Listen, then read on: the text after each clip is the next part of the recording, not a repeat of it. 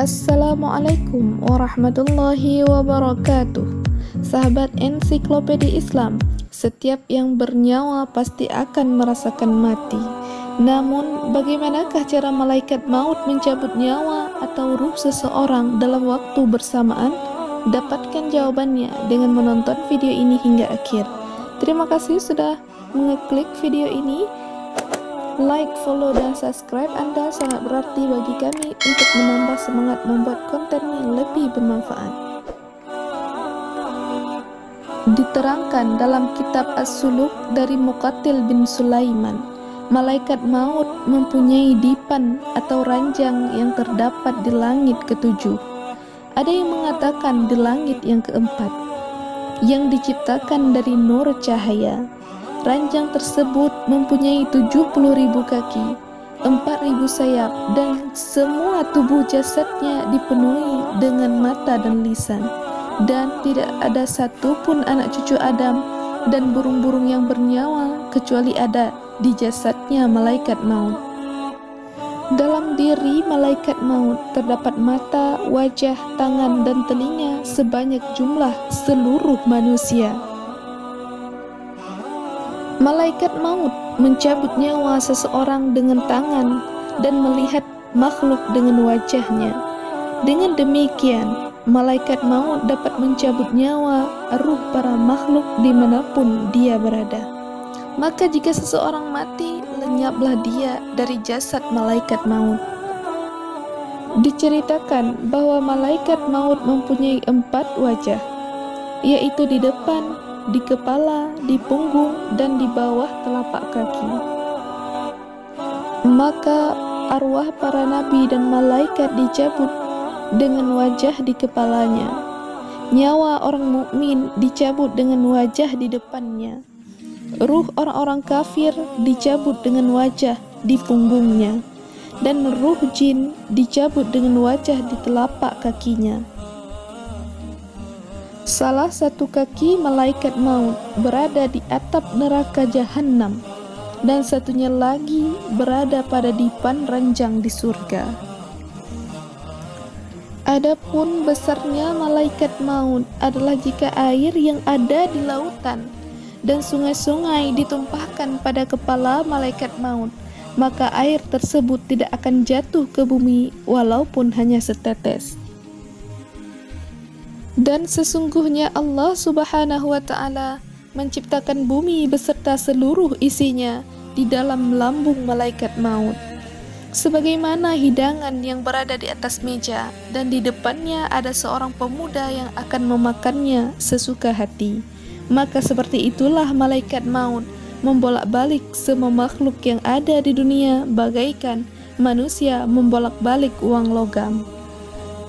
Diceritakan bahwa malaikat maut tidak pernah turun ke bumi kecuali waktu mencabut nyawa para nabi dan rasul. Dia mempunyai wakil atau pengganti untuk mencabut ruh binatang buas dan binatang melata. Diceritakan bahwa jika Allah Subhanahu wa Ta'ala ingin merusak makhluk, maka cukup membinasakan mata yang ada pada jasad malaikat maut, dan binasalah semua makhluk. Besok, ketika ditiup sangkakala dan semua makhluk mati, yang masih hidup tinggal 8 makhluk saja, yaitu Israfil, Mikail, Jibril, Israel, dan 4 malaikat penyangga Arash. Adapun untuk mengetahui akhir ajal seseorang adalah ketika malaikat maut, kejatuhan buku maut, kematian, dan sakitnya seorang hamba. Dan berkatalah dia, "Wahai Tuhanku, kapankah hamba mencabut nyawa orang ini, dan dalam keadaan dan tingkah yang bagaimana aku mengangkat ruhnya?" Maka Allah Subhanahu wa Ta'ala menjawab, "Hai malaikat maut, ini adalah ilmu yang gaib buatku, dan tidak ada orang yang mengetahui selain aku. Tetapi aku akan beritahu tanda-tanda alamat waktunya ajal seseorang, yaitu ketika datang malaikat yang menjaga jasad dan amal seseorang tersebut datang kepadamu dan berkata, 'Telah sempurnalah nafas si fulan.' Dan malaikat yang diserahi rizki dan amalnya berkata, telah sempurnalah rizki dan amalnya.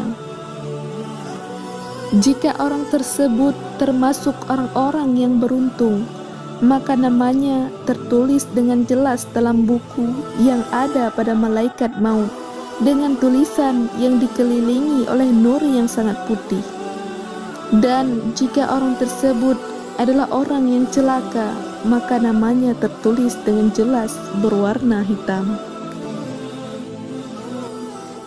Pengetahuan malaikat maut belum sempurna untuk mencabut nyawa, sehingga jatuh padanya daun dari pohon yang berada di bawah arasy, yang pada daun tersebut tertulis nama orang yang akan dicabut nyawanya. Diriwayatkan dari Ka'ab al-Akhbar, sesungguhnya Allah Ta'ala menciptakan pohon di bawah arasy yang mempunyai daun sebanyak bilangan jumlah makhluk Allah. Dan ketika sampai ajal seseorang, maka 40 hari sebelum ajal orang tersebut, maka jatuhlah daun pada tempat malaikat maut Israil alaihi salam. Dan dengan demikian, tahulah malaikat Israil bahwa dia diperintah untuk mencabut nyawa pemilik daun tersebut. Maka di langit dia sudah dinamai mayit, tapi masih hidup di atas bumi selama 40 hari. Diceritakan bahwa malaikat Mikail turun kepada malaikat maut dengan membawa buku dari sisi Allah yang ada di dalamnya tertulis nama orang yang diperintahkan untuk dicabut nyawanya, serta tempat dan sebab mencabut nyawa orang tersebut. Abu Lais bercerita bahwa dari bawah arasy turun 2 tetesan pada pemilik daun, yang satu berwarna hijau dan satunya lagi berwarna putih. Jika yang jatuh itu berwarna hijau, maka diketahui bahwa orang itu akan celaka. Dan jika yang jatuh berwarna putih, maka orang tersebut adalah orang yang beruntung. Adapun untuk mengetahui tempat mati orang tersebut, maka diceritakan bahwa Allah Subhanahu wa Ta'ala menciptakan malaikat yang diserahi untuk mengawasi atau menjaga setiap orang yang dilahirkan, yang dinamakan malaikat arham. Maka ketika Allah menciptakan kelahiran seseorang, Ia memerintahkan malaikat arham untuk memasukkan pada sperma yang ada dalam rahim ibunya, berupa tanah atau debu dari bumi yang akan menjadi tempat matinya orang tersebut. Maka walaupun dia berputar-putar pergi kemana saja yang ia sukai, tapi akhirnya ia akan kembali ke tempat di mana tempat tanah ia berasal dan akan mati di situ. Hal ini sesuai dengan firman Allah Subhanahu wa Ta'ala dalam Al-Quran surat Ali Imran ayat 154. Katakanlah, sekiranya kamu berada di rumahmu, niscaya orang yang telah ditakdirkan akan mati terbunuh itu keluar juga ke tempat mereka terbunuh.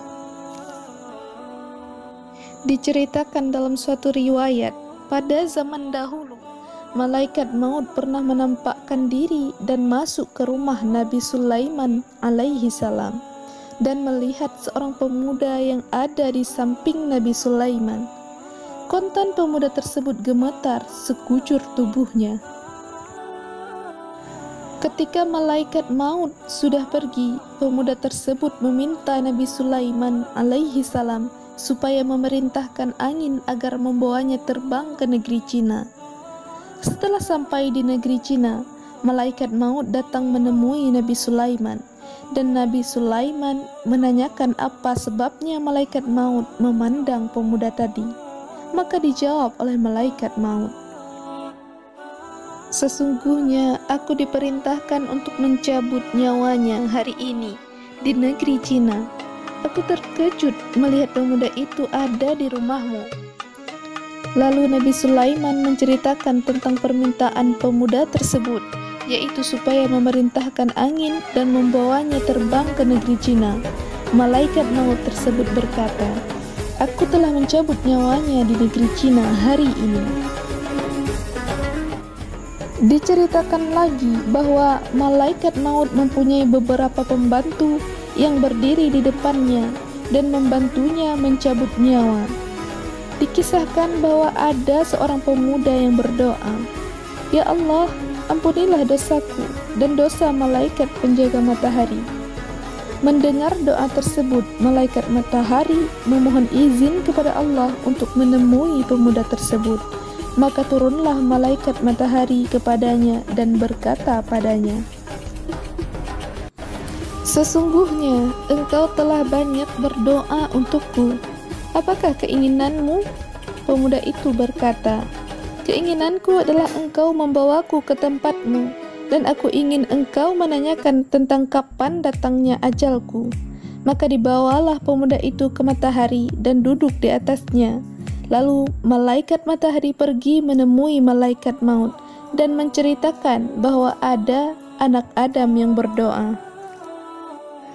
"Ya Allah, ampunilah dosaku dan dosa malaikat matahari." Dan dia meminta kepadaku untuk menanyakan kepadamu tentang kapan ajalnya datang, supaya dia bisa mempersiapkan diri. Malaikat maut lalu melihat bukunya dan berkata,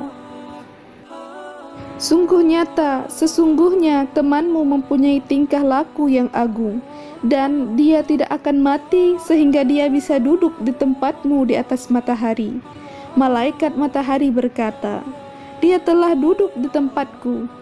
Malaikat maut berkata lagi, "Pemuda itu akan mati di tangan pembantu utusanku, tapi tidak ada yang mengetahuinya."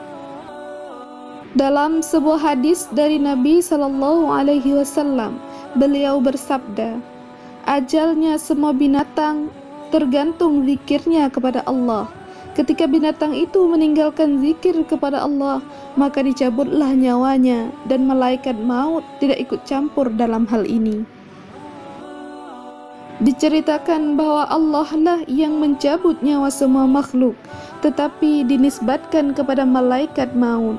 Sebagai contoh dinisbatkannya orang yang mati kepada sebab orang yang membunuhnya, dan orang yang mati karena menderita suatu penyakit. Ini sesuai dengan firman Allah Subhanahu wa Ta'ala dalam Al-Quran Surat Az-Zumar, yang artinya Allah memegang jiwa orang ketika matinya. Sadaqallahul azim. Wallahu a'lam bis-shawab, wa ilaihil marja' wal ma'ab.